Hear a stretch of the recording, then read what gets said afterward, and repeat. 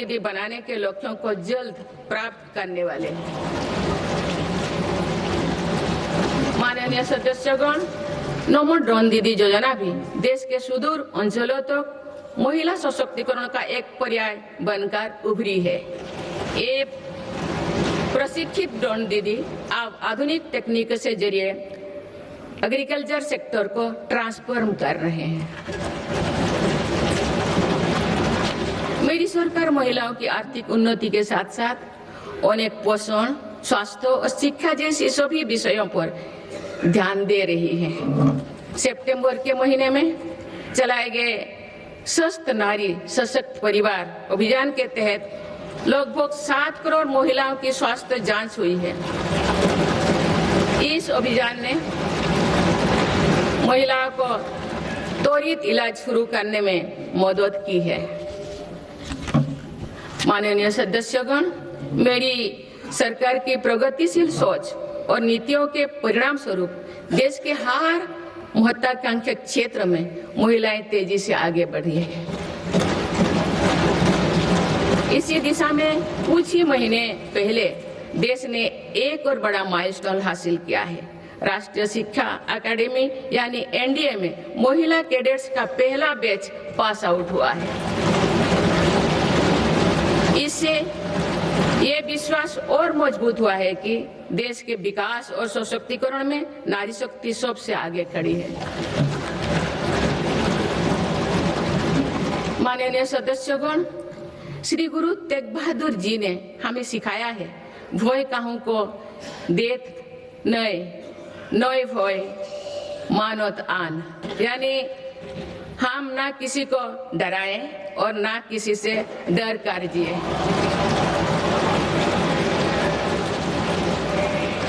इसी निडर मन से, इसी भावना से देश की सुरक्षा सुनिश्चित कर सकते हैं। भारत ने सिद्ध किया है कि शक्ति का प्रयोग उत्तरदायित्व और विवेक के साथ किया जा सकता है। ऑपरेशन सिंदूर से विश्व ने भारतीय सेना का शौर्य और पराक्रम देखा है।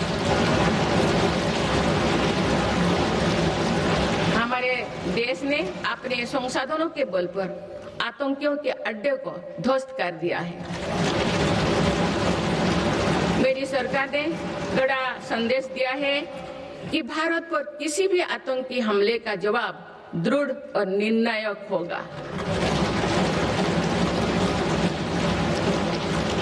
सिद्धू जल समझौते को स्थगित किया जाना भी आतंकवाद के विरुद्ध हमारी लड़ाई का हिस्सा है। देश की रक्षा व्यवस्था को और मजबूत बनाने के लिए मिशन सुदर्शन चक्र पर भी काम हो रहा है। माननीय सदस्यगण, मेरी सरकार की नीतियों के अनुरूप सुरक्षा बलों ने माओवादी आतंक पर भी निर्णायक कार्रवाई की है। वर्षों तक देश के 126 जिलों में असुरक्षा, भय और अविश्वास का वातावरण था। माओवादी विचारधारा ने कई पीढ़ियों का भविष्य अंधकार में डाल दिया। इसका सबसे ज्यादा नुकसान हमारे युवाओं, आदिवासी और दलित भाई बहनों को हुआ। आज माओवादी आतंक की चुनौती 126 जिलों से घटकर 8 जिलों तक सीमित हो गए हैं। इनमें भी 3 जिले ही ऐसे हैं जो गंभीर रूप से प्रभावित है।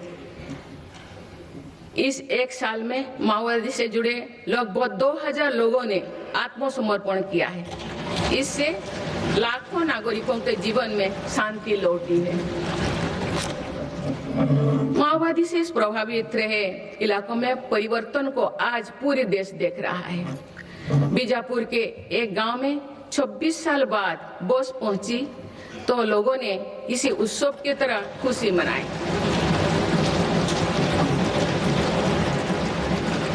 बस्तर ओलंपिक में युवा बढ़ चढ़कर हिस्सा ले रहे हैं।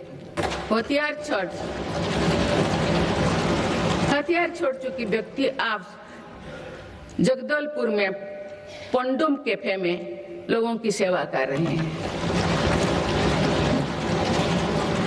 माननीय सदस्यगण, मेरी सरकार ये सुनिश्चित कर रही है कि जो लोग हथियार छोड़कर मुख्यधारा से जुड़े हैं, उनका जीवन पटरी पर लौटे। वो दिन दूर नहीं जो देश से आतंक पूरी तरह से समाप्त हो जाए। माननीय सदस्यगण, गुरुदेव रविंद्रनाथ टैगोर ने कहा था कि आजादी तब तक अधूरी है जब तक आत्मनिर्भरता का जीवन ना जिया जाए। मेरी सरकार भारत को आत्मनिर्भर बनाने की दिशा में निरंतर और ठोस प्रयास कर रहे हैं। आज मेक इन इंडिया के विजन के साथ बने उत्पाद दुनिया के अलग अलग बाजारों तक पहुंच रही है। स्वदेशी को लेकर भी देशवासियों में बहुत उत्साह है। माननीय सदस्यगण, पीएलआई योजना से अभी तक लगभग 2 लाख करोड़ रुपया का निवेश आकर्षित हुआ है। साथ ही 17 लाख करोड़ रुपए से अधिक का उत्पादन हुआ है। भारत का इलेक्ट्रॉनिक सेक्टर अभूतपूर्व गति से विकास कर रहा है। बीते 11 वर्षों में इलेक्ट्रॉनिक्स प्रोडक्शन में 6 गुना वृद्धि हुई है। आज ये 11 लाख करोड़ रुपया का हो चुका है। वर्ष 2025 में भारत का डिफेंस प्रोडक्शन 1.5 लाख करोड़ रुपया से पार हो चुका है और डिफेंस एक्सपोर्ट भी रिकॉर्ड 23,000 करोड़ रुपया से ऊपर चल गया है। ऑपरेशन सिंदूर के बाद made in India defence platform पर भरोसा मजबूत हुआ है। माननीय सदस्यगण, निवेश और निर्यात के मामले में भारत की वैश्विक हिस्सेदारी निरंतर बढ़ रही है। बीते 11 वर्षों में भारत में लगभग $750 बिलियन का एफडीआई आया है। मेरी सरकार भारत में नई सेक्टर्स को प्रोत्साहित दे रही है। आधुनिक मैन्युफैक्चरिंग और भविष्य की टेक्नोलॉजी के लिए माइक्रोचिप में आत्मनिर्भरता बहुत आवश्यक है। वर्ष 2025 में 4 और सेमीकंडक्टर मैन्युफैक्चरिंग यूनिट को मंजूरी दी गई है। भारत में 10 ऐसे फैक्ट्रियां आने वाले समय में अपना काम शुरू करने वाली है। भारत अब नानो चिप निर्माण के लिए भी बड़े कदम उठा रहे हैं। माननीय सदस्यगण, चिप के अलावा एक और बहुत बड़ा क्षेत्र है जिसको लेकर मेरी सरकार ने मिशन मोड पर काम शुरू किया है। राष्ट्रीय क्रिटिकल मिनरल्स मिशन से जरूरी मिनरल के लिए विदेशों पर निर्भरता को कम किया जा रहा है। माननीय सदस्यगण, अतीत में भारत समुद्री व्यापार की एक महाशक्ति हुआ करता था, लेकिन गुलामी के बाद दशकों की उपेक्षा के कारण आज भारत का 95% व्यापार विदेशी जहाजों पर होता है। इस पर हर वर्ष 6 लाख करोड़ रुपया से अधिक खर्च होते हैं। मेरी सरकार इस स्थिति से देश को बाहर निकालने में जुटी है। शिपिंग सेक्टर के लिए सरकार ने करीब 70,000 करोड़ रुपया का ऐतिहासिक पैकेज घोषित किया है। बड़े जहाजों को इंफ्रास्ट्रक्चर का स्टेटस दिया गया है। इतना ही नहीं, शिपिंग से जुड़ी पुराने कानूनों को भी वर्तमान जरूरतों के हिसाब से बदला गया है।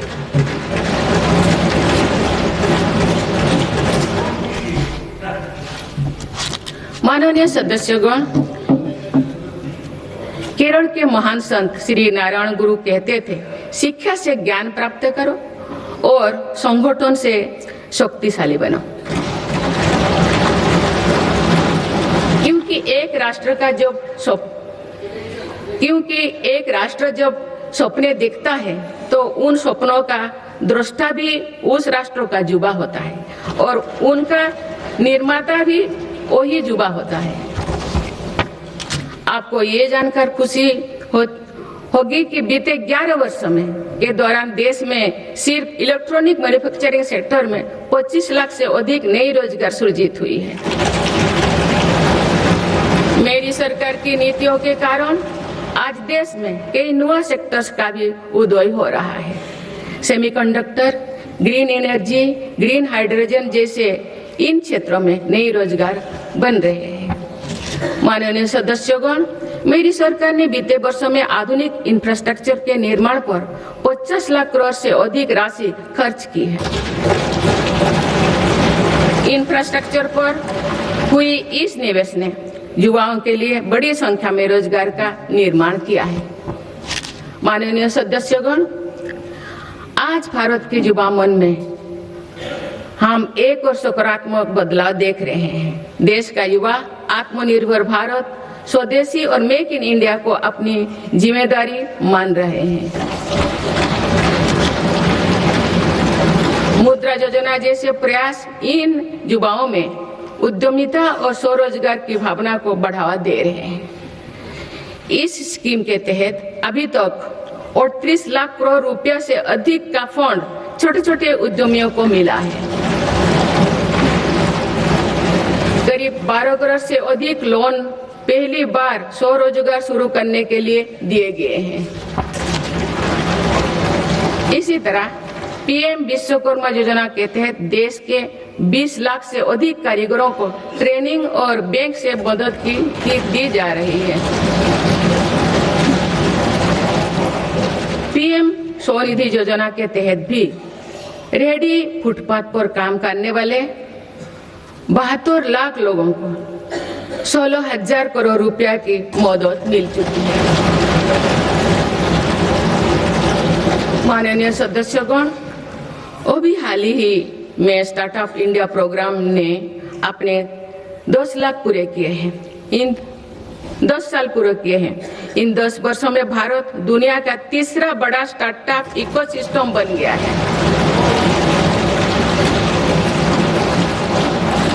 एक दशक पहले तक देश में 500 से भी कम स्टार्टअप थे।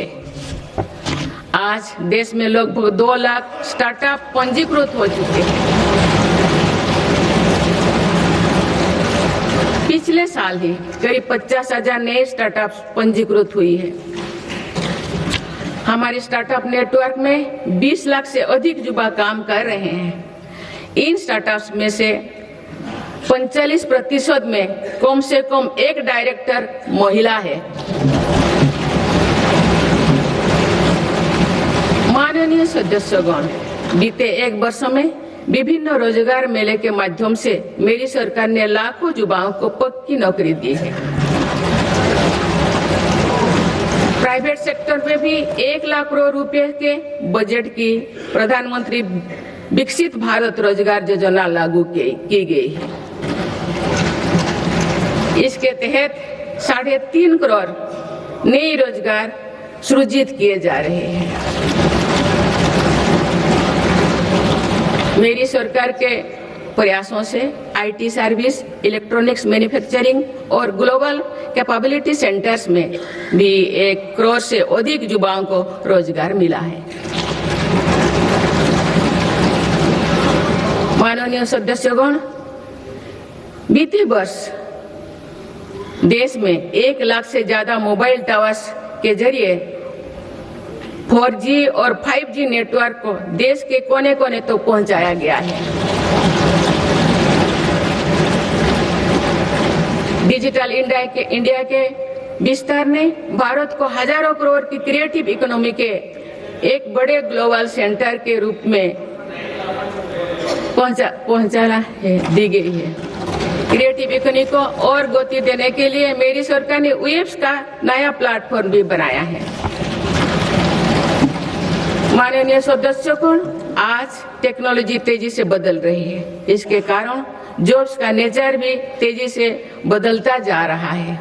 इसीलिए नेशनल एजुकेशन पॉलिसी को वर्तमान और भविष्य की जरूरतों के हिसाब से तैयार किया गया है। आज स्कूल के स्तर से भी बच्चों में टेक्नोलॉजी और इनोवेशन का माइंडसेट बनाया जा रहा है।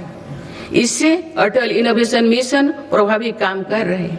अभी तक देश भर में 1 करोड़ से अधिक विद्यार्थियों को अटल टिंकरिंग लैब्स का लाभ मिल चुका है। इसके अलावा राष्ट्रीय अनुसंधान फाउंडेशन के माध्यम से भी रिसर्च और डेवलपमेंट के कल्चर को गति मिल रही है। माननीय सदस्यगण,